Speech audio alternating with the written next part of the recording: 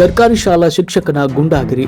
ತಿಪಟೂರು ನಗರ ತಾಲೂಕು ಕಚೇರಿ ಆವರಣದಲ್ಲಿ ಜಮೀನು ವಿಚಾರವಾಗಿ ಸರ್ಕಾರಿ ಉರ್ದು ಶಾಲೆ ಶಿಕ್ಷಕ ಮಂಜಪ್ಪ ಕರ್ತವ್ಯದ ಸಮಯದಲ್ಲಿ ತಾಲೂಕು ದಂಡಾಧಿಕಾರಿಗಳಾದಂತಹ ಉಪವಿಭಾಗಾಧಿಕಾರಿ ಕೋರ್ಟ್ನಲ್ಲಿ ಜಮೀನು ವಿಚಾರವಾಗಿ ವಿರುದ್ಧ ತೀರ್ಪು ಬಂದ ಹಿನ್ನೆಲೆಯಲ್ಲಿ ತಮ್ಮ ಎದುರಾಳಿ ಜಮೀನಿನ ಮಾಲೀಕನ ಮಕ್ಕಳಾದ ರಾಕೇಶ್ ಮತ್ತು ಉದಯ್ ಎಂಬಾತರ ಮೇಲೆ ಹಲ್ಲೆ ನಡೆಸಿದ್ದು ಈ ವಿಡಿಯೋ ಸಾಮಾಜಿಕ ಜಾಲತಾಣದಲ್ಲಿ ಭಾರಿ ಚರ್ಚೆಗೆ ಗ್ರಾಸವಾಗಿದೆ. ಶಾಲೆಯಲ್ಲಿ ನಡೆಯುವಂಥ ಸಂದರ್ಭದಲ್ಲಿ ರಜಾ ಹಾಕದೆ ಕರ್ತವ್ಯ ನಿರ್ವಹಿಸುವ ಸಂದರ್ಭದಲ್ಲಿ ಕೋರ್ಟ್ಗೆ ಹಾಜರಾಗಿ ಈ ಹಲ್ಲೆ ನಡೆಸಲಾಗಿದೆ ಎನ್ನಲಾಗ್ತಾ ಇದ್ದು, ತನಿಖೆಯಿಂದ ಮಾತ್ರ ಈ ಸತ್ಯ ಹೊರಬರಬೇಕಾಗಿದೆ. ಹಾಗೂ ಈ ಹಲ್ಲೆ ನಡೆಸಿರುವುದು ತಾಲೂಕಿನ ಶಿಕ್ಷಕರಲ್ಲಿ ಭಾರಿ ಚರ್ಚೆಗೆ ಕಾರಣವಾಗಿದೆ.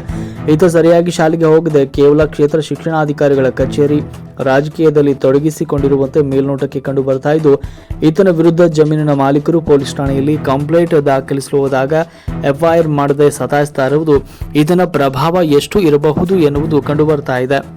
ವರದಿ ನಾಗರಾಜ್, ತಿಪಟೂರು.